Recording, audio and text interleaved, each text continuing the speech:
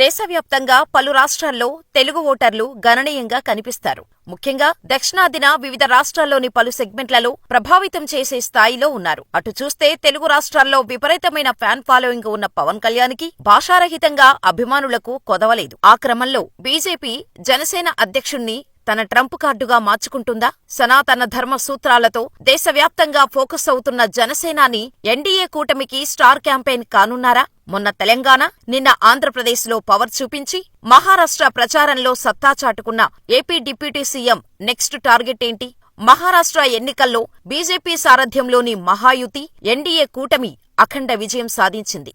ఈ విజయంలో జనసేనాని ఏపీ ఉప ముఖ్యమంత్రి పవన్ కళ్యాణ్ పాత్రను తప్పకుండా ఒప్పుకోవాల్సిందే. పవన్ ప్రచారం చేసిన షోలాపూర్, పూణే, లాతూర్, బల్లార్పూర్, కసబపేట్, డేగలూర్, భోకర్ లాంటి చోట్ల అధిక స్థానంలో బీజేపీ కూటమి గెలుపొందింది. ముఖ్యంగా పవన్ కళ్యాణ్ ప్రచారం చేసిన నియోజకవర్గాల్లో అద్భుతమైన రెస్పాన్స్ లభించింది. ఆయా ప్రాంతాల్లో పవన్ సభలకు ప్రజలు స్వచ్ఛందంగా పోటెత్తారు. మరాఠా గడ్డపై తెలుగు ప్రజల సంఖ్య ఎక్కువగా ఉన్న చోట్ల పవన్ ఇమేజ్ ఎంతో మహా ఫలితాలతో వెల్లడైంది.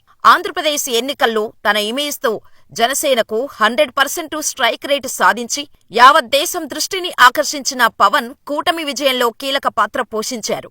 ఇప్పుడు తెలుగు రాష్ట్రాలకు అవతల పవన్ చరిష్మాపై ఎవరికైనా సందేహాల్లాంటివి ఉంటే అవన్నీ మహారాష్ట్ర ఎన్నికల ఫలితాలతో తుడిచిపెట్టుకుపోయాయి. ఇప్పుడు పవన్ కళ్యాణ్ మహారాష్ట్ర మొదలుకొని కింద ఉన్న దక్షిణాది రాష్ట్రాలలో బీజేపీకి ప్రధాన ప్రచార అస్త్రంగా మారారు. మహారాష్ట్ర మిషన్ పూర్తి కావటంతో పవన్ చరిష్మాను వాడుకొని దక్షిణాది రాష్ట్రాల్లో విస్తరించేందుకు బీజేపీ పెద్దలు రెడీ అవుతున్నట్టు చెబుతున్నారు. వారి కళ్ల ముందు ఉన్న నెక్స్ట్ బిగ్ మిషన్ తమిళనాడు. మరో ఏడాదిన్నరలో తమిళనాడు అసెంబ్లీ ఎన్నికలు జరగబోతున్నాయి. బీజేపీకి సంఘ పరివారుకు తమిళనాడు ఎప్పుడూ కొరకని కొయ్యే.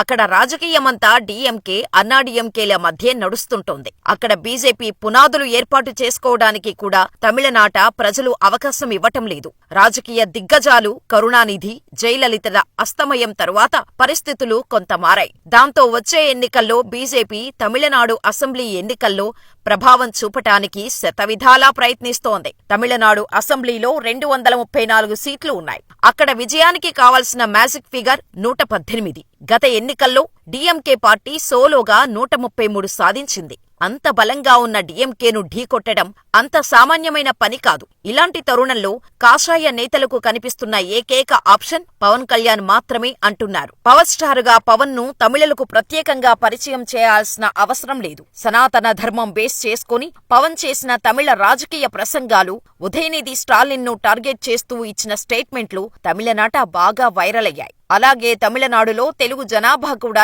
ఎక్కువే. ఇలాంటి పరిస్థితుల్లో మహారాష్ట్ర ఎన్నికల్లో జనసేనాని హిట్ కొట్టడంతో ఆయన్ను స్టార్ క్యాంపెయినర్ గా తమిళనాడులో దించడానికి బీజేపీ రెడీ అవుతున్నారట. తమిళనాడుతో పాటు దక్షిణాది రాష్ట్రాల్లో బీజేపీ పాగా వేసేందుకు పవన్ కళ్యాణ్ ని సనాతన ధర్మం పేరుతో వినియోగించుకోబోతుందంటున్నారు. దక్షిణాదిలో 5 రాష్ట్రాలు ఉండగా ఒక ఏపీలో మాత్రమే బీజేపీ కూటమి అధికారంలో ఉంది. మహారాష్ట్రలో సాధించిన విజయంతో మిగిలిన చోట్ల పాగా వేసేందుకు పవన్ కళ్యాణ్ అనే ఆయుధాన్ని వినియోగించుకోబోతోందట. మొత్తం మీద పవన్ కళ్యాణ్ నేషనల్ లీడర్గా ఫోకస్ అవుతుండటంతో జనసైనికులు సంబరాలు చేసుకుంటున్నారు.